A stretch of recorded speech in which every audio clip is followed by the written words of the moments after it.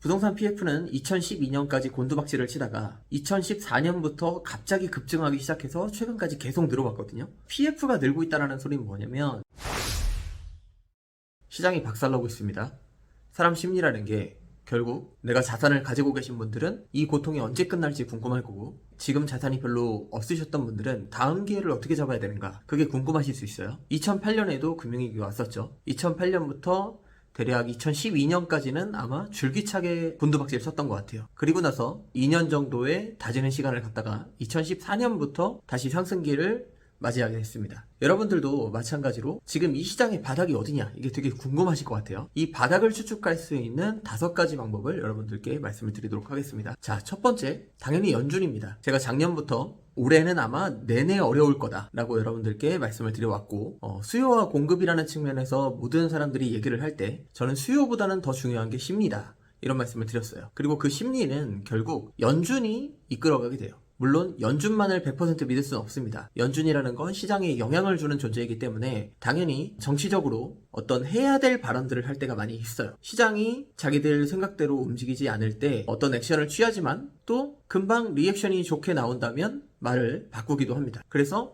내년까지 이렇게 하겠다, 내년 4분기까지 이렇게 하겠다, 뭐 이런 말들은 100% 신뢰해서는 안 됩니다. 하지만 중요한 건 어쨌든 전 세계 시장을 주무르고 있는 곳이 연준이고, 연준과 싸우지 마라라는 격언이 있을 정도로 연준의 정책과 반대로 가서는 안 됩니다. 그렇지만 연준도 금리를 올리다가 어느 순간 되면, 특히 코로나 같은 어떤 임팩트가 있었을 때 금방 자신의 포지션을 바꾸거든요. 연준이 정하는 금리만으로는 우리가 명확한 바닥을 알기는 어려울 수 있어요. 그럼 또 다른 두 번째 지표를 여러분들께 설명을 드려보자면, 한국은행이나 건설산업연구원의 자료들을 여러분들이 참조해 보시면 부동산 PF의 증감을 여러분들이 알 수 있어요. 부동산 PF는 2012년까지 곤두박질을 치다가 2014년부터 갑자기 급증하기 시작해서 최근까지 계속 늘어왔거든요. PF가 늘고 있다는 소리는 뭐냐면, PF라는 건 저 같은 부동산 디벨로퍼들이 땅을 사고 대출을 받아서 시행을 한다는 얘기예요. 시행을 한다는 건 건물을 짓고 그걸 판매한다는 얘기죠. 한마디로 건설 경기, 부동산 경기, 이런 것들이 바닥을 치고 좋아지기 시작한다면 당연히 시장에 더듬이를 꽂고 있는 저희 같은 사람들이 가장 먼저 눈치를 챌 테고, 그 순간부터 우리는 대출을 많이 받기 시작합니다. 시행업자들이 대출을 많이 받고 싶다고 받을 수 있는 게 아니거든요. 은행들도 당연히 촉이 있고 시장에 더듬이를 대고 있기 때문에 가장 먼저 느끼게 되고, 지금 이 타이밍에 PF를 많이 늘려야겠다라는 생각들을 하게 되죠. 이게 안전하다고 판단될 때 당연히 대출이 나오는 거란 말이에요. 한마디로 시장이 바닥을 다졌다 라고 하는 순간 시행업자들과 은행들은 대출을 계속 늘려가게 됩니다. 한마디로 우리가 두 번째 알 수 있는 지표는 PF 대출의 증감이에요. PF 대출이 줄어들기 시작한다면 경기는 쪼그라들기 시작하는 거고, 늘어나기 시작한다면 당연히 부동산 경기가 점점 좋아지고 있다라는 시그널이 되고, 이건 업계에 더듬이를 대고 있는 가장 전문가이자 시장 참여자들이 가장 빨리 알 수밖에 없습니다. 그들이 눈치챈 것들을 우리가 알 수 있는 방법이 바로 이 PF 대출의 증감이죠. 자, 세 번째는 시장 참여입니다. 여러분들이 시장에 항상 참여하고 손품이 아니라 발품을 팔다 보면 여러분들이 바로 느낄 수가 있어요. 어떤 거냐면 2012년에서 14년까지 가장 바닥이었기 때문에 우리가 부동산에 가서 집을 알아본다든가 부동산을 알아보면 굉장히 갑의 취급을 받습니다. 근데 2014년부터 정확히 어떤 일이 벌어지냐면 갑자기 집주인들이 예약을 캔슬하기 시작했어요. 서울 중심부, 강남이나 강남과 가까운 한남동, 옥수동 이런 곳에서부터 일들이 벌어지기 시작했고요. 갑자기 집주인이 약속을 취소한다든가 계약을 파기한다든가 가격을 올리기 시작했습니다. 그리고 이 일들은 점점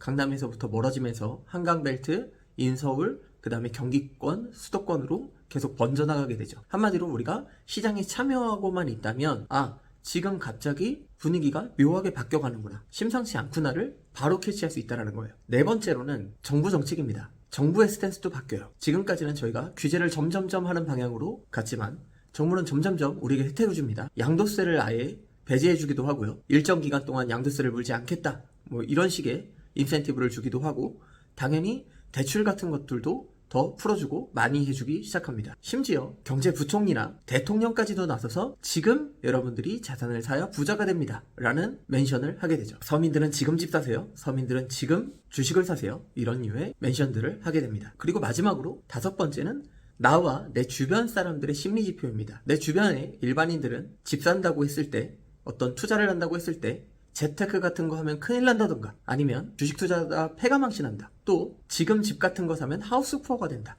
이런 얘기들을 줄기차게 하게 되죠. 특히 명절 같은 때 지금 어디에 좋은 아파트 분양이 있다, 이런 데 투자하면 좋다라는 얘기를 했을 때 모두에게 내가 굉장한 비난과 이런 얘기를 듣는다면 당연히 그때가 가장 바닥이 되고, 심지어 투자에 관심 있는 저나 여러분들 같은 투자자조차도 이제는 집은 끝났어 라는 생각이 들 때가 가장 바닥이 될 겁니다. 이 5가지 지표들을 여러분들이 복합적으로 보게 되신다면, 특히 PF의 잔액이라든가 중개사무소들의 미묘한 온도 차이, 집주인들의 온도 차이, 정부의 정책, 복합적으로 꾸준히 들여다보고 계시다 보면 분명히 여러분들은 시장의 바닥이라는 걸 눈치채실 수가 있습니다. 산이 높으면 골이 깊다고 하죠. 그리고 골이 깊으면 산이 높습니다. 지난번 산이 높았기 때문에 이번에 골도 아주 깊을 수 있다는 생각이 듭니다. 그리고 이번에 골이 깊다면 다음 산은 더 높아질 수도 있습니다. 샤워실의 바보 얘기 제가 꾸준히 드리고 있습니다. 산이 높으면 골이 깊다는 얘기도, 골이 깊으면 산이 높다는 얘기도 이 샤워실의 바보 얘기와 비슷해요. 결과적으로는 물이 차가우면 급하게 뜨거운 방향으로 많이 돌려서 너무 뜨거워지게 되고, 너무 뜨거우면 급하게 차가운 방향으로 돌려서 너무 차가워지게 되죠. 이번 하락기를 지나고 다음 상승기가 왔을 때는 우리가 선진국에 진입해서 정말 마지막으로 잡을 수 있는 자산시장의 열차가 될지 모릅니다. 빈부격차가 더 심해질 수 있고, 인구 절벽이라는 아젠다가 시장을 지배할 때 결국 이민자들을 받아들이게 되면서 시장은 끝없는 폭등이 일어날지 몰라요. 굳이 이민자가 아니어도 이번 시장 참여자들 중에 되게 중요한 역할을 했던 것들이 결국 외국인이죠. 자산을 안전한 곳에 파킹하고자 하는 에셋 파킹 세력들, 중국, 러시아 이런 사람들이 펜트하우스라든지 강남이라든지 이런데 어마어마한 투자를 했었고, 이들은 대출조차도 정말 어마어마하게 많이 받아서 시장을 거의 휩쓸다시피 했습니다. 다음 상승기 때는 더욱더 그럴 거라고 보여집니다. 시장은 어쨌든 장기적으로 반드시 성장합니다. 그렇기 때문에 우리가 지금 사도 괜찮아요. 그러나 사람이라는 게 어쨌든 이 소나기는 피해가고 싶고 가장 바닥 근처에서라도 사고 싶죠. 최하의 바닥에서는 살 수 없을지 몰라도 거의 발목, 무릎 그 사이에는 살 수 있으려면 우리가 이 5가지 지표들을 근거로 시장의 촉을, 우리의 더듬이를 대고 있어야 합니다. 그러면 여러분들도 반드시 다음 상승기 때는 이 자산시장의 열차에 올라타서 여러분들이 원하는 그런 삶을 살 수 있게 되리라고 생각합니다. 시장이 어두워지고 있습니다. 사람이 좋지 않은 상황을 마주하게 되면 회피 심리가 발동을 해요. 자기 자신을 보호하고자 하는 본능 같은 겁니다. 하지만 우리는 그 본능에 마주하고 이 시장을 놓쳐서는 안 됩니다. 이 하락기를 여러분들이 몸소 다 체험하고 다음 상승기, 다음 하락기 그 패턴들이 반복될 때마다도 여러분들이 뼈에 새긴 어떤 지혜와 지식으로 가져갈 수 있게 하려면 지금 이 시장에 눈을 부릅뜨고 여러분들이 열심히 공부하고 참여하고 시장에 더듬이를 대고 있는 여러분들이 되셨으면 좋겠습니다. 저와 함께 이번 하락기를 천재일우의 기회로 삼아 더욱더 승리하시는 여러분들이 되기를 응원드리겠습니다. 감사하세요.